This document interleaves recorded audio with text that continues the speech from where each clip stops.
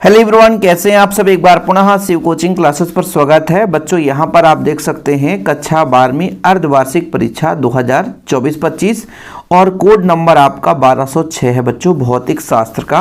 यानी half yearly exam आज था एमपी बोर्ड में, है ना, गवर्नमेंट विद्यालय में। जो भी बच्चे हमारे चैनल पे पहली बार आए हैं, चैनल को सब्सक्राइब कर लें और इसके सारे क्वेश्चन तैयार कर लेना, क्योंकि बहुत सारे बच्चे ऐसे जुड़े होते हैं जो कि प्राइवेट संस्थान में पढ़ाई करते हैं।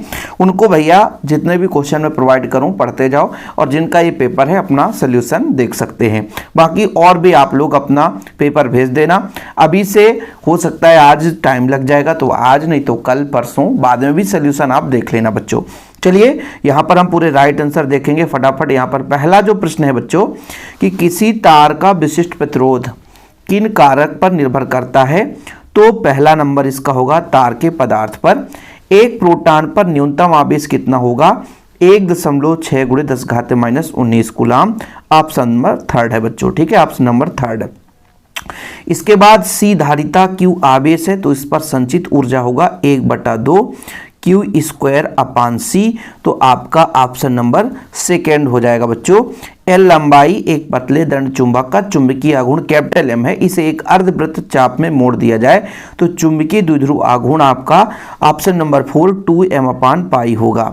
इसके बाद बच्चों एक धातु की सतह पर 6 इलेक्ट्रॉन वोल्ट की फोटान गिराते हैं, तो प्रकाशिक इलेक्ट्रॉन की अधिकतम गतिज ऊर्जा 4 इलेक्ट्रॉन वोल्ट है, तो निरोधी विभव कितना होना चाहिए, 4 वोल्ट होना चाहिए।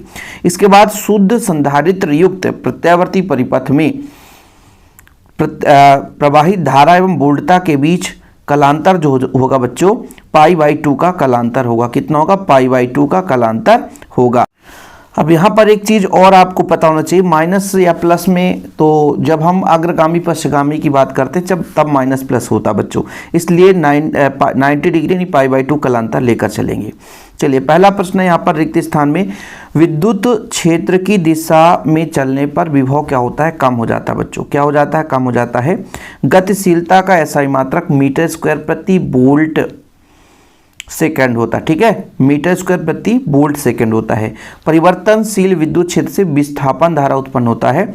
जल के भीतर वायु का बुलबुला अवतल लेंस की तरह कार्य करता है। इसके बाद बच्चों हाइड्रोजन परमाणु की, ये आपका इसका होगा लाइमर स्पेक्ट्रम श्रेणी पूर्णतः पराबैंगनी भाग में होते हैं। और ये जो आपका अल्फा कण है वो हीलियम परमाणु का नाभिक होता बच्चों, हीलियम परमाणु का नाभिक होता है अल्फा कण, ठीक है। इसके बाद चलते हैं सत्य में, देखते हैं प्रकाश विद्युत प्रभाव में उत्सर्जित इलेक्ट्रॉन की संख्या विकिरण की तीव्रता पर निर्भर नहीं करती, ये गलत है क्योंकि निर्भर करती है। इलेक्ट्रॉन वोल्ट ऊर्जा का मात्रक है, इसमें आवेश का बोला इसलिए गलत है। इससे प्रत्येक गतिमान कण में एक तरंग संबद्ध रहता है, ये सत्य है बच्चों। हाइड्रोजन स्पेक्ट्रम में पाषाण श्रेणी अवरक्त क्षेत्र में आता है, ये सत्य है। परमाणु में इलेक्ट्रॉन की कक्षाएं क्वांटमीकृत होती हैं, इसको आपको बताना है, इसका आपको राइट आंसर बताना है। मेरे हिसाब से सत्य है, बाकी आपको बताना है, ठीक है।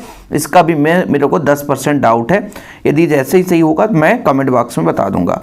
यहाँ पर देखियो भैया, पेपर मिलता है तुरंत सोल्यूशन देना पड़ता है, बच्चे मैसेज करते हैं, लेकिन कोशिश यही करता हूँ आपको सोल्यूशन दे दूँ। स्नेल का नियम अपवर्तन से संबंधित है बच्चों। परावर्ती दूरदर्शक कैसग्रेन, व्यतिकरण का दुष्लिट प्रयोग थॉम्सन यंग, प्रकाशिक तंतु पूर्ण आंतरिक परावर्तन पर आधारित है। समतल तरंगाग्र अनंत पर प्रकाश स्रोत और प्रेरकीय प्रतिघात आपका ये हो जाएगा, ठीक है। चलिए एक शब्द में उत्तर, ये तो आप लोग सुपरफास्ट करेंगे। अनुनाद की दशा में LCR परिपथ में प्रवाहित धारा का मान अधिकतम होता है न्यूनतम, तो अधिकतम होगा।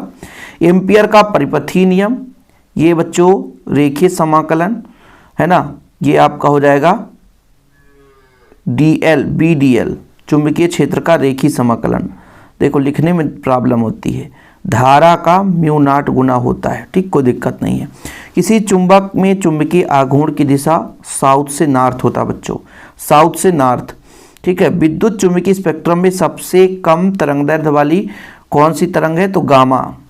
किस स्थिति में प्रिज्म के अंदर अपवर्तित किरण प्रिज्म के आधार के समानांतर हो जाती है, तो न्यूनतम विचलन है ना, जब प्रिज्म में प्रकाश का विचलन सबसे कम होता है, न्यूनतम विचलन होता है ना, तब बच्चों ऐसा कंडीशन होता है। इसके बाद प्रश्न देख सकते हैं, ओम का नियम है, संधारित्रों की प्लेटों के बीच परावैद्युत भरने से धारिता क्यों बढ़ जाती है? मूल आवेश किसे कहते हैं? इसका मान किरचॉफ के वोल्टा का नियम। इसके बाद आपका अगला क्वेश्चन देख सकते हैं, चुंबकत्व के लिए गास का नियम मैंने कराया है बच्चों। ये आपका एक न्यूमेरिकल क्वेश्चन हो गया। एक संधारित्र दिष्ट धारा को रोकता है जबकि उच्च आवृत्ति की प्रत्यावर्ती को गुजारता है क्यों? ऐसे क्वेश्चन अटपटे दे देते हैं एमपी बोर्ड में। और देख लो आज तक में अभी तक में कभी क्वेश्चन नहीं दिया गया है और ऐसा क्वेश्चन आ जाता है। प्रत्यावर्ती धारा और दिष्ट धारा में दो अंतर, ये तो मान लीजिए इंपॉर्टेंट है ना। और इसके बाद आपका ये तरंगदैर्ध्य बांड क्या है बच्चों, आगे चलकर न्यूमेरिकल कराएंगे। देखिए इसमें ज़्यादा न्यूमेरिकल क्वेश्चन आया है, आप देख सकते हैं। इसको मैं टेलीग्राम में शेयर कर दूंगा, ठीक है। डी ब्रॉगली तरंग समीकरण, इसको मैंने कराया है। हालांकि इस साल अभी सेशन थोड़ा सा लेट चल रहा है, बाकी ये सारे इंपॉर्टेंट क्वेश्चन है। बोर का इलेक्ट्रॉन कक्षा संबंधी क्वांटम प्रतिबंध लिखिए। थॉमसन के मॉडल की दो कमियां लिखना है भैया, ये इंपॉर्टेंट क्वेश्चन है सारे नीचे के, है ना। संधारित्र किसे कहते हैं? समांतर प्लेट संधारित्र। बिंदु आवेश कारण किसी बिंदु पर विभव हो गया। फिर न्यूमेरिकल क्वेश्चन आ गया। चलो न्यूमेरिकल क्वेश्चन का सीरीज लाएंगे अपन। प्रकाश विद्युत प्रभाव हो गया बच्चों, ठीक है। और लेंसों का संयोजन हो गया। बोर का परमाणु मॉडल हो गया, ठीक है। प्रकाश विद्युत प्रभाव हो ही गया बच्चों।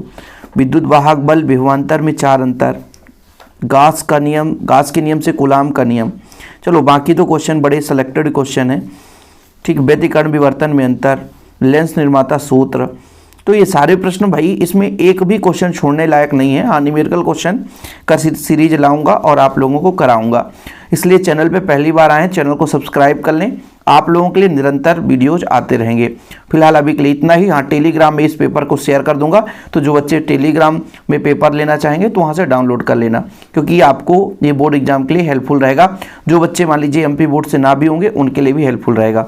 जय हिंद, वंदे मातरम।